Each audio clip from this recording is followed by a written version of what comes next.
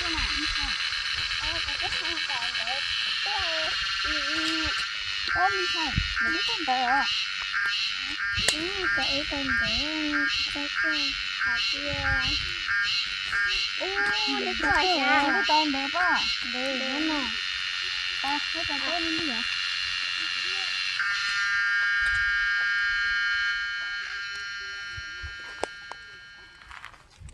Trời ơi, sao đâu cuốn nó đi.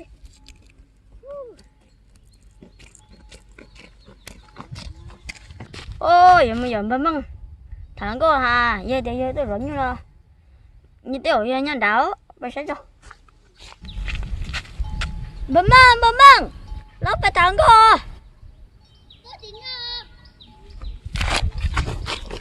Tôi có chị nào? ê tôi vừa có một thằng có à Rồi. Đừng nói mà sao?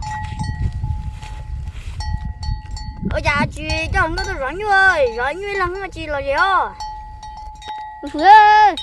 Những cái này những không có chơi tôi nè. Giờ chị tôi sẽ giữ lăng sản tôi cũng nó sẽ bấm măng ơi thật sao bỏ tôi nó có nổ tôi nhớ chết bé hồi rồi bé nó có cơ hội mình cho phải thắng ấy Đừng có thêm à. Xe cũng nhà chơi đừng có giờ dẫn lúc ra lại.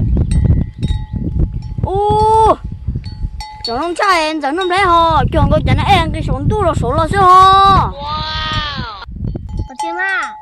Rồi cũng có sẽ thẳng có xe. Cũng vui à. mù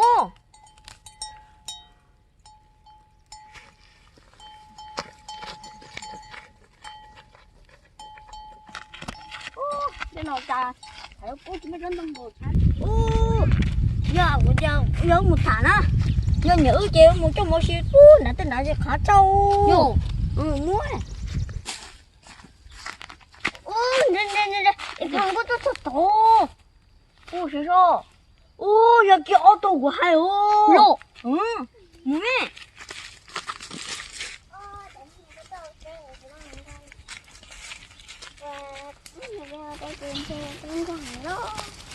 Dạ mà chơi rồi.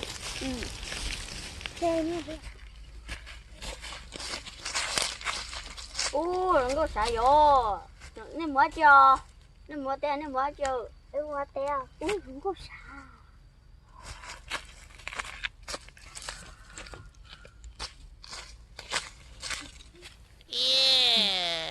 Đúng á, em đây vào cà tê, cho nên tê à.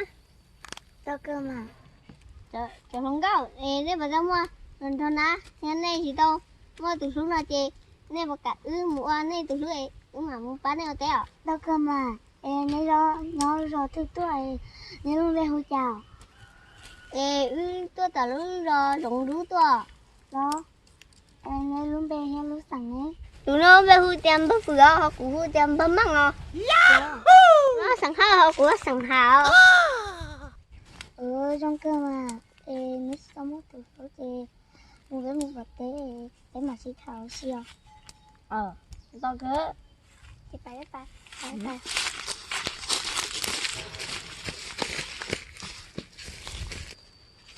gì vậy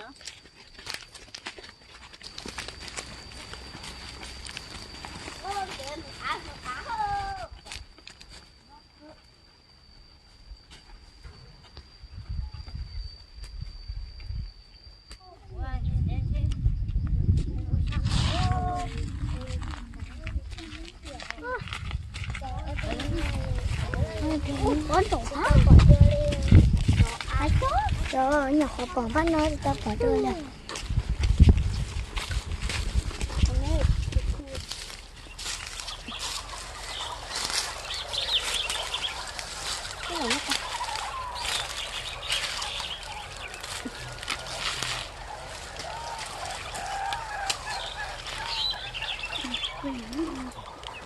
Hello, có bộ khai xe của em nè.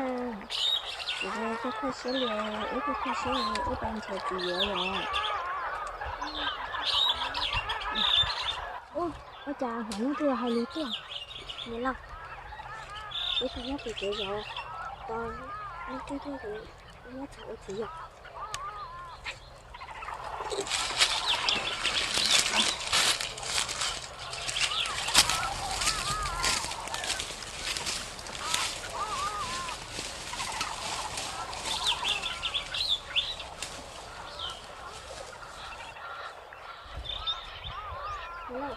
63 năm tôi sống à? Mà tôi làm đâu nha? Đã bảo chúng nó cứu mùi, chứ không phải là ôi thì chỉ à?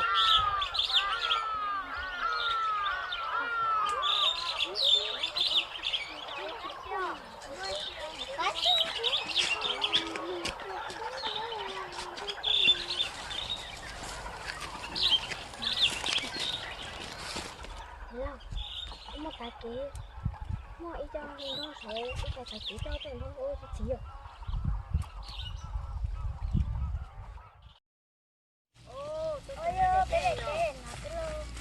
Ôi, bây giờ cứ chạy thả đến thế ở chạy sao? Đừng cần ô tô rồi. Sao cứ đi không? Sao rồi té à? Anh nhắc tao nói bây giờ tôi đại rồi mà đi thầu chỉ rồi. Nó mà sao thì chờ rồi thả phút. Cái sao là nó chân, nó sao? Giờ Nó tới đây cho coi nhà rồi.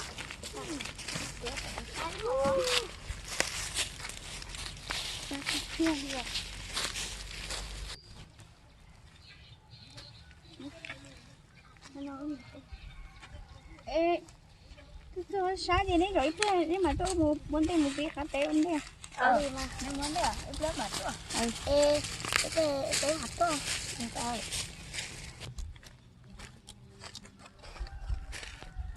ê ta nên nó cũng về tại ê cái không về hồ ly dạo ê cũng về hồ ly tại rồi ê cái sừng á chợ ê cái sừng vào lọ ê nó nói thế tôi cái nó này cái tên chơi giờ sai rồi do mà lọ sai rồi nếu cơ mà sẵn nó nói như con được cái chỉ sao tụi mò ê con được chả nó thế cái sừng á chợ à cậu bay không mấy cái sừng vào đó tụi bắt tay đó cái tôi đấy là cái tụi nhà lúa là giờ cái tụi không gì xưa cái tụi nhà lúa là rong mà bây giờ này để hết nhà lúa trái bé bé bắt té à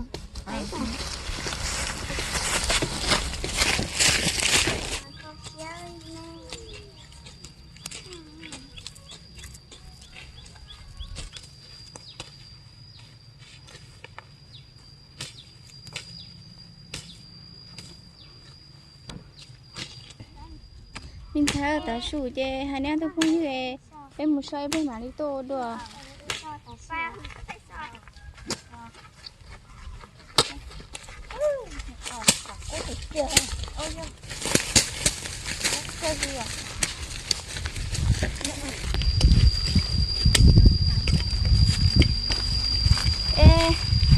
bánh lê nè mua ế khỏi đây đã lòng của chú bánh nọ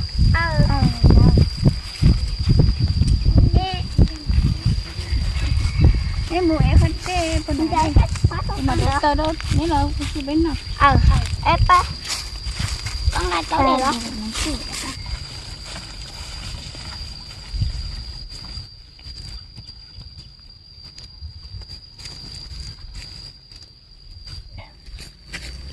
bây giờ đây rồi dùng ra phải chứ cây bỏ luôn có cho ta gặt đây ra đâu có phải gặt đây cả không có luôn mua cũng để mình ra tự ra đây thôi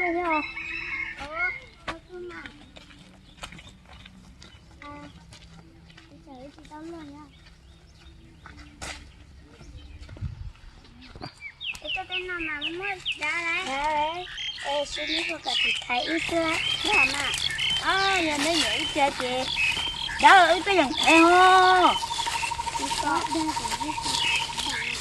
ôi chị đây mà đó những người con chơi hay thì là nếu mà chị thấy con thôi đỡ có tốt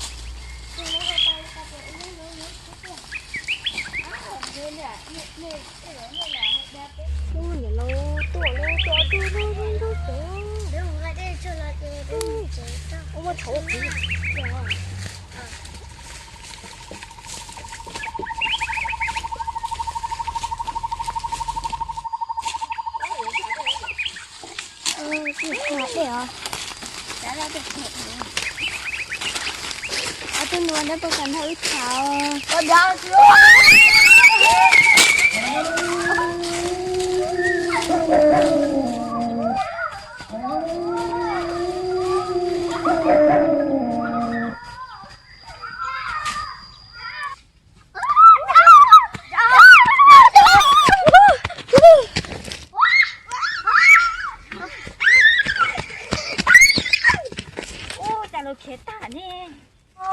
Là một tờ tay nhớ lâu, có lẽ sao một cháu biết là son đã sợ tiệt tôi chả có muốn nhở.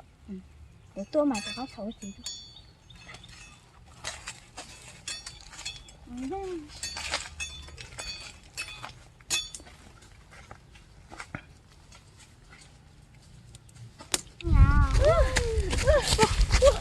Giờ đi học trong một con nè.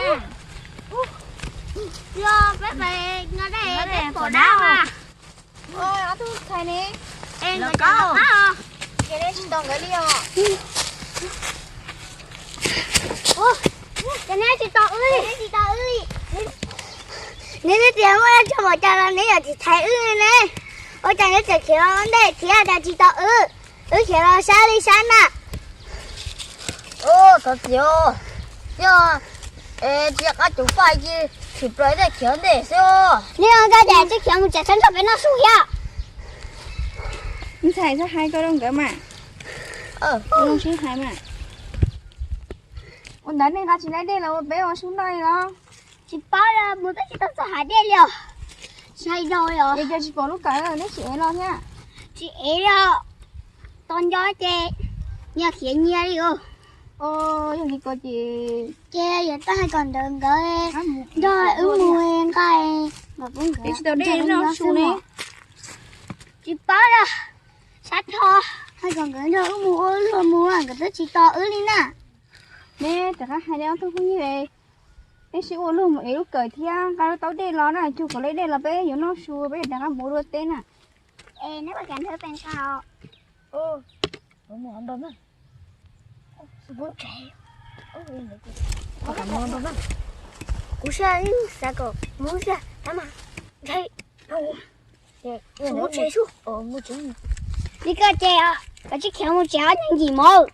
Nhưng nếu chỉ cả một cái chiếc khéo một chéo những gì mơ. Bố không muốn à? Chiếc khéo một.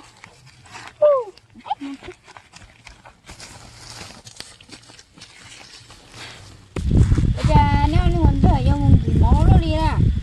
Đó đi à. Chị nếu cho cô mua sẽ nó cởi cho cái từ bên là cái một cái lúc cởi rồi. Cái một chị chứ không nói chị chỉ có cái gì. Đi thấy nó mở rồi không có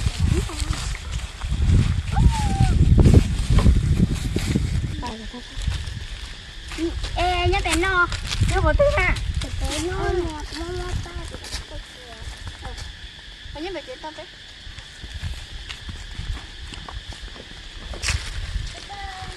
Nha, lúc coi nhắn được không? Hết được. Nó rồi trên mông cái luôn. Cái nó nè một đá nè. Cái này chỉ một đá đi rồi. Wow. Dạ. Đứa chờ.